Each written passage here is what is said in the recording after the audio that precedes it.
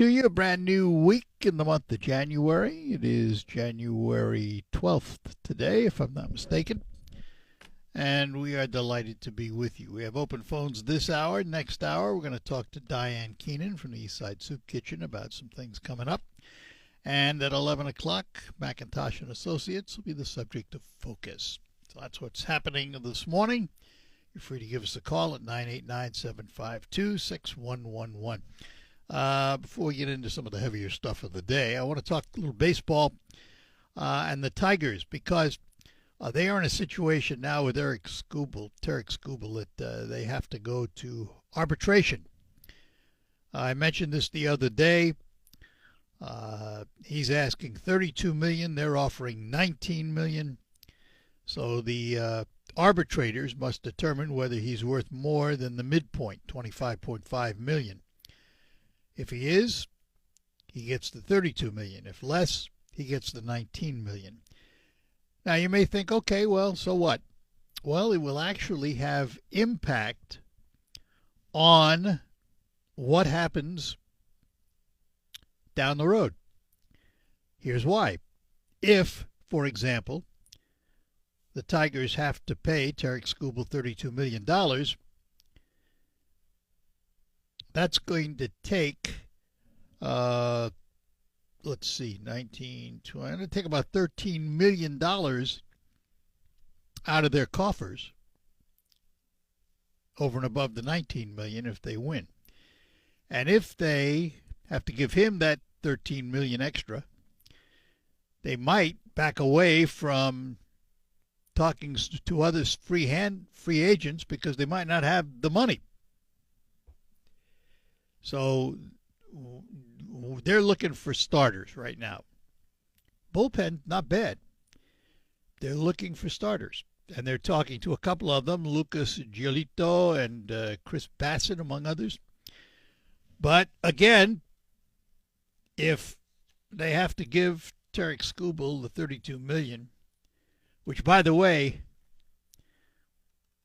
I'm betting they will. I think the arbitrators will say he's worth more than the $25.5 when you compare him to other pitchers who are making more. So that will impact what they do from this point forward in terms of chatting with other free agents, because obviously if you don't have the money in the coffers, you don't have it. That's it. That's, and it also, in the days of Mike Ilitch, this probably would not have been a question, because Mike Ilitch probably would have simply opened the checkbook and written the $32 million and gone on and looked for others. He was more amenable to spending than Chris Ilitch is. And I'm not saying one was right or the other. For all of the money that Mike Ilitch spent, he couldn't buy himself a World Series. Chris Ilitch has a different philosophy on how to go about it. And I think he's improved the Tiger organization. But it'll be interesting to see what the arbitrator rules in a couple of weeks. And again, it's either $19 million or it's $32. There's nothing in between. The arbiters can't set a different number. They only use that $25.5 million as the midpoint. Is he worth more or less than that? If he's worth more than that, they have to give him the $32. If he's worth less, they have to give him the $19. And I would be hard-pressed to see that he's worth less. I think that would be difficult to justify. But I'm certainly not an expert. Time will tell. Fun to watch. Good luck, Tarik. Wow. Gee, do you get $19 million next year, or do you get $32 million? Either way, I don't think he's going to need to borrow money to go to McDonald's. I just don't see it. Anyway, I chuckle because I just think sports compensation has gotten way out of hand. Many years ago, and I've said this, I had a conversation with Art Neal, who was sports reporter extraordinaire for TV5 for many years. And Artie said, hey, get what you're worth. And what you're worth is what you can negotiate. There's a giver and a taker. If somebody wants to give you the millions and you're willing to take it, so be it. And he's right. I mean, he is absolutely right about that. You get what you can negotiate and what someone else thinks you are worth. But I just think this whole thing has gotten out of hand. And now with the NIL and college sports, millions of dollars changing hands. And then the worst thing in the world was the portal, which eliminated loyalty. Now it's all about the almighty dollar. We went from the NCAA saying no dollars, no money, no, no, no, to let's see how much we can give them. And let them move around to get it. So, all right, enough. I saw that, and the Tiger story, and most of these stories seem to be about money, money, money, money, money. I mean, players are getting. Come on, let's be honest. They're playing a game. Now they do it better than anybody else, no question about that. And we pay dollars to go to ballparks to see these players perform.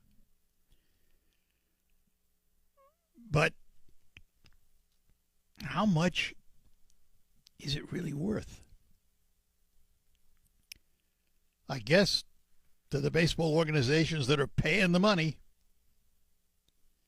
they must see a return. Of course, they do that in many ways. A, price of a ticket goes up. The price of the food at the ballpark goes up. It all goes up. Price of the merchandise you buy goes up. And the price of the products you buy in the store that advertise goes up. We talk about inflation today. And those are some of the hidden costs of inflation that the government can't control. If advertiser A advertises on baseball games and Super Bowl games and they spend millions of dollars, who do you think is paying for that? You are. Every time you go to the store and plunk your money down on that product, a piece of that goes to pay that advertising. And I just believe that it's reached a point where it's out of hand. All right, 989-752-6111. If you're calling in, let it ring. We'll get it answered as quickly as possible. And we will take a break and be back with those calls. For 60 years,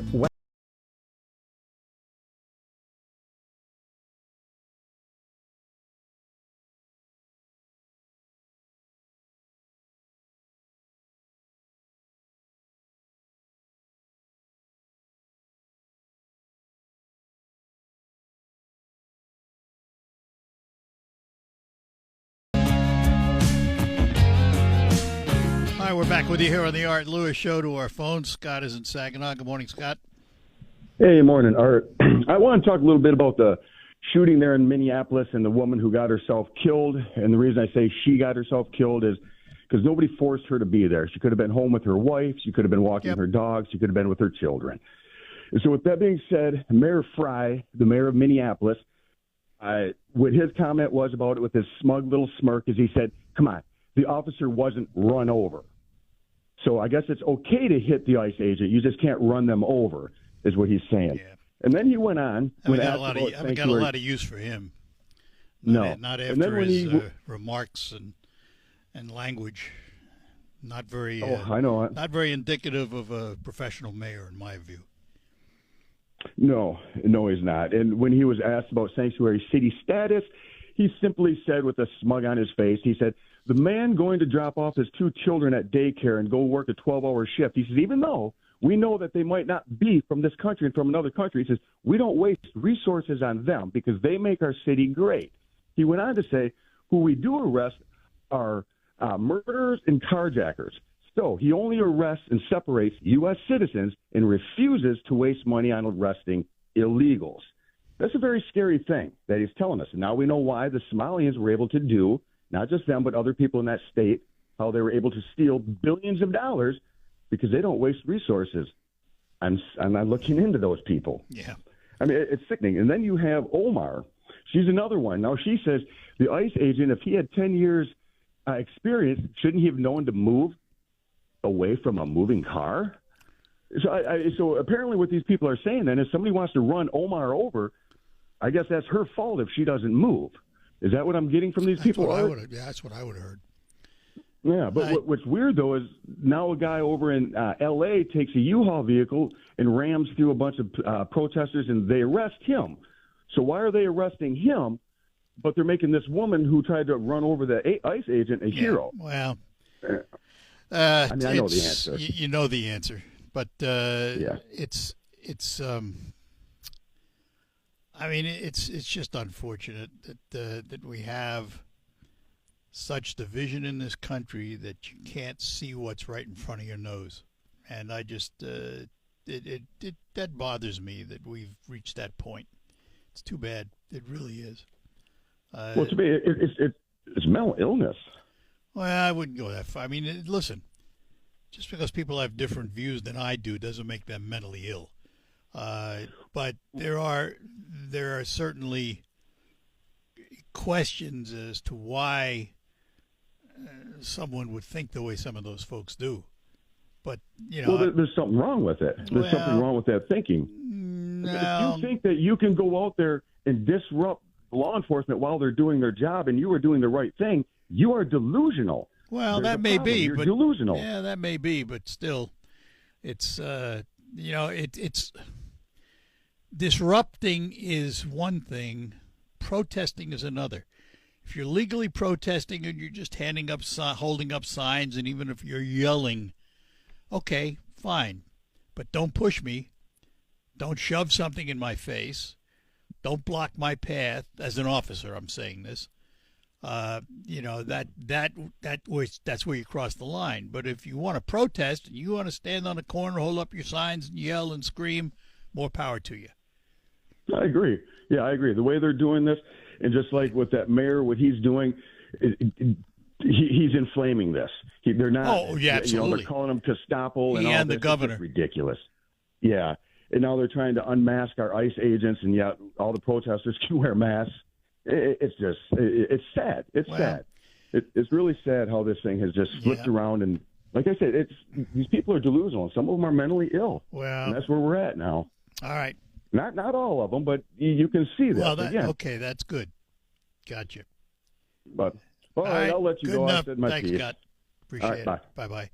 Up in Bay City, we have Dan this morning. Dan, good morning to you. Good morning. Boy, there's a lot of active subjects to talk about. You think? but I'm kind of interested in this the Iran threats. I personally don't think we should be sticking our nose like Iraq and Afghanistan in the past. Stay out of Iran and let them take care of their own problems. I don't want my grandsons have to go in the military, end up getting shot in some godforsaken desert because of. Yeah. I'm going to agree with you that I don't think we have any business in going into Iran and trying to quell their riots or protect their rioters or anything like that. It was one thing to go after their nuclear facilities. That was a genuine threat to the world. I agree. But it's another thing to go in and try and, stop them from doing whatever they're doing to their rioters. And I will tell you, the world needs to take note of the fact that the way this country deals with rioters, they've killed hundreds of them now. Well, I know, 500 or so. It's unconscionable. But still, unless NATO were to say this is a threat to us, and as a body of all countries put together a force and contemplate action against Iran, it's not a unilateral thing the United States should be doing, in my opinion. Yeah, I agree. Nor should we be talking about Greenland and all of those things. I just think there's enough problems in this country right now, economically and what have you. This is where our efforts ought to be focused. That's a good point. So and that's my personal view, and it has nothing to do with liking Trump, not liking Trump, Republican, Democrat. It's the way I see the country right now. Well, when you look back in Iraq, there were 180,000 civilian deaths in Iraq from the war, and then Afghanistan there was 71,000 civilian deaths. Well, I mean, war always leads to that. Well, I know, but I don't know if these are wars or. Well, that's the question. Is trying to change the way they live. Yeah, I think it's trying to change the way they live. They want.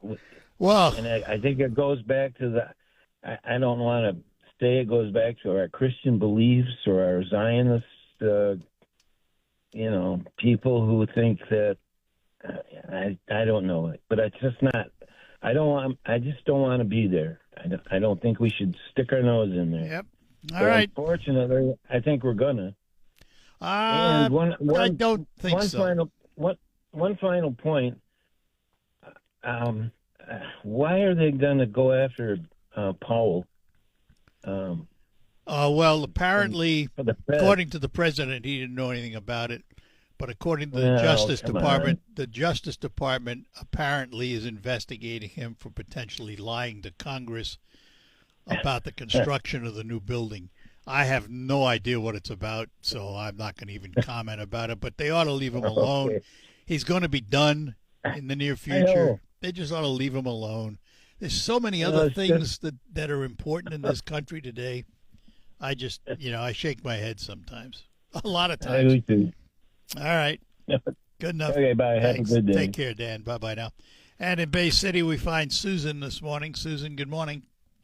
Good morning, Art. How are you? Good. Last week I stopped at the Stage Library, which is close to me. I get books. And I picked up one of the review magazines. They're little flyer newspapers. I think they're printed in Saginaw. Yep. It's Our Year Ahead in Politics. And, I hadn't really heard too much about it, but we've got an awful lot of issues and people coming up for the midterms. Yep. And I was so surprised to see, counting them up, there's 4 Republican candidates, there's 6 Democrat candidates, and it goes on to say, of course, we know the Gary Peters seat hasn't been filled. I think it is. Right. And they're running for that. Yeah, and some of these people, I mean, you've got one. That's all I can say is going back to what Trump says, and Scott and people that are Trump and MAGA supporters. Like Trump always says, make it too big to rig, because if we don't like the way things are going, they say the midterms are way undervoted. I don't know how to put it. Not very many, they don't have a very good turnout. And if you don't like what you're seeing, we really need to have a really good turnout and put our voice out there that way. Well, I think that's true of every election, but doesn't seem to happen. Yes, but now there's so much. We have so many things that are on the agenda, and the country is being so torn with the DEI people and the craziest ideas. And I want to say, anybody that can't figure things out, you take pictures of the people that were in Biden's cabinet, and then you look at Trump's cabinet, and I'll tell you who I want representing me. The people look like they should be in the Barnum and Bailey over on the Democrat side. Yeah, Democrats look at Trump's appointments the same way, though. It depends on your view, really. Listen, Here's the bottom line. Yeah, there are a lot of issues out there, but I go back to what I've always said. When it comes down to voting, except for those individuals who are one-issue individuals who will vote, for example, just on abortion, for example, as a major one-issue person, most people vote with their pocketbook. You can have all those other issues, and may all be negative to you and problematic. But when people go to the poll, most of the time it's because of their pocketbook. Well, I think prices are coming down, and what really gets me is the minute the Republicans give us something like our gas prices going way down, we get hit with a 56-cent, I think it was 56-cent new gas tax. Well, well, now to be fair, yes, you were hit with an increase in gasoline tax, but at the same time, what went away? Supposedly the sales tax. The sales tax on gasoline went away. So the net increase was averaging about 1.4 cents. And I've looked at gas prices now. They're all coming down again. I saw 470 at 279, 274. Even saw one place that was 249, and I went, what? So I mean, the gas tax went up, but at the other side of the coin, they took off the sales tax. We went from a flat per gallon tax of 31 cents to 52.4 cents, right? Supposedly shifting to pay for roads, but as we know, that's what it is. We've heard for how many years about fixing the roads, and they have fixed some, but not. I don't know what you. Well, no, they have finally come up with a formula that gives some local money to road commissions so they can start fixing local roads. Because in the past, everything went to the highways, to the state roads and the federal roads. Now they finally found money they can give to the locals. Susan, I got to go. I got to take a break here. Thanks, Art. Care. Thanks for being there. Happy you there. Bye. All right. Take care. Bye-bye now. Let me talk about tires for a minute. Quick Lane Freeland comes to mind when I think of tires, mainly because they sell all their tires at just $5 over cost. And they carry multiple lines of tires.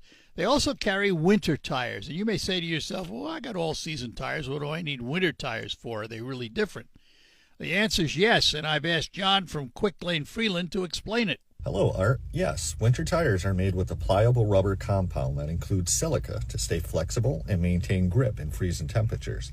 Unlike harder all-season tires, which stiffen and lose traction in the cold, this flexible compound allows the tire to better conform to the road surface, providing superior grip and traction on snow and ice to keep you safe. Thanks, John. Stop in today to Quick Lane Freeland. Have them check your tires, your cooling system. Matter of fact, Quick Lane Freeland is good for all of your routine maintenance on your automobile. And remember, they sell all their tires at just $5 over cost. And while you're there, check out the lineup of Fords at McDonald Ford and their pre-owned lot for wonderful vehicles to fit any budget. Quick Lane Freeland and McDonald Ford, two names standing ready to help you with all of your auto needs in 2026. Retirement is more than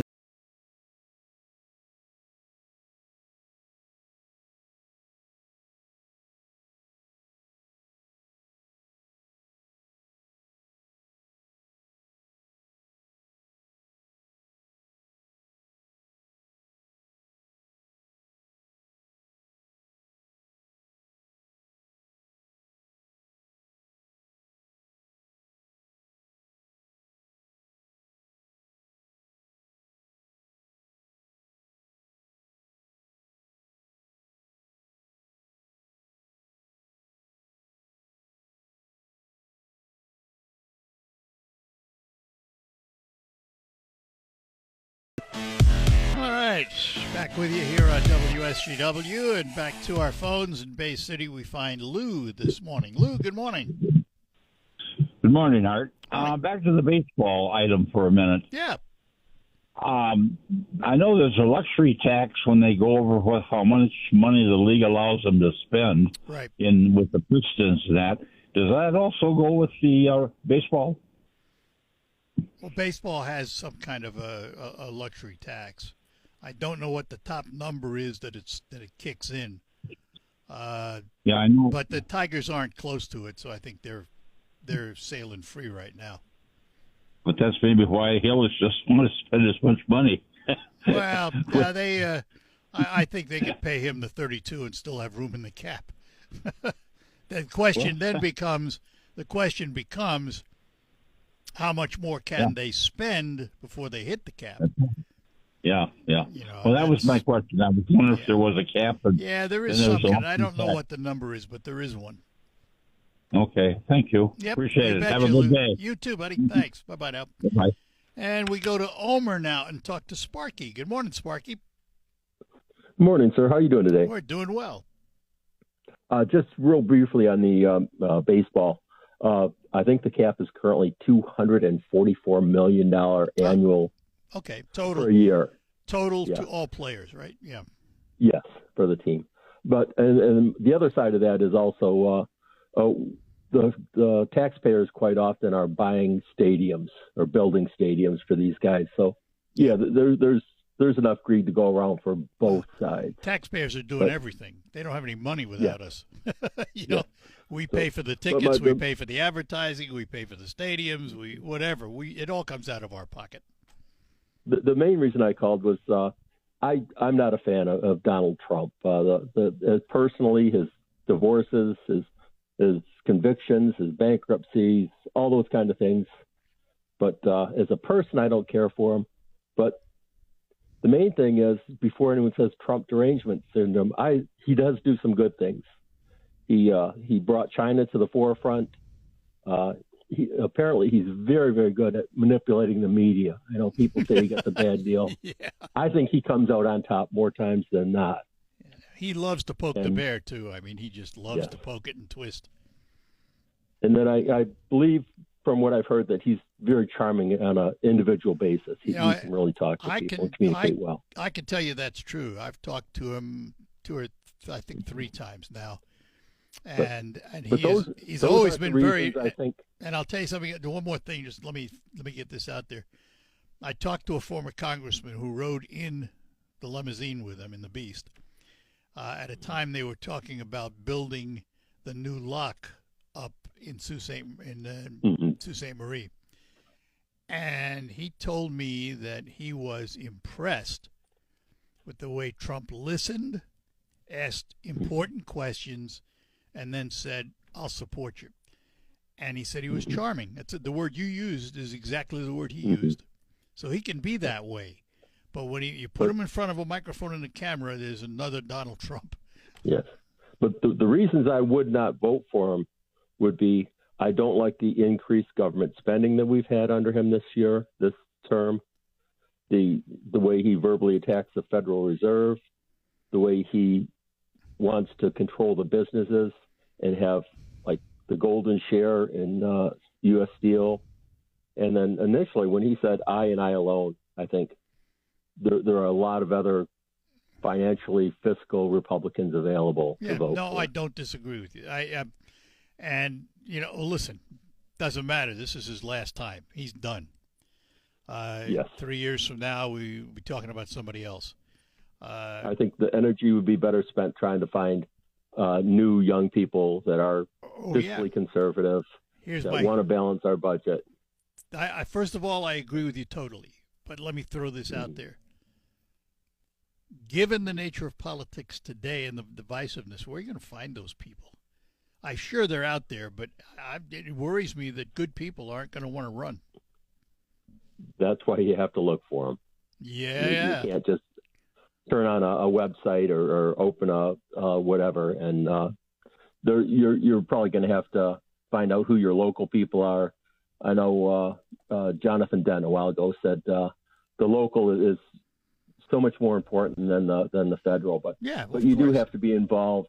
You do have to figure things out on your own and just not listen to what you hear a lot of. So anyways, thank you for what you do. Well, thanks. Appreciate it. Sparky, thanks for listening and thanks for calling. Yep. Bye. Take care. Bye-bye now.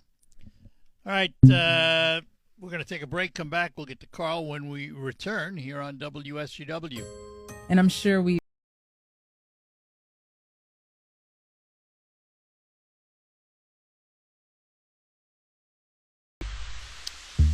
All right, we're back with you on the Art Lewis Show, and back to our phones. Carl is in Saginaw. Good morning, Carl.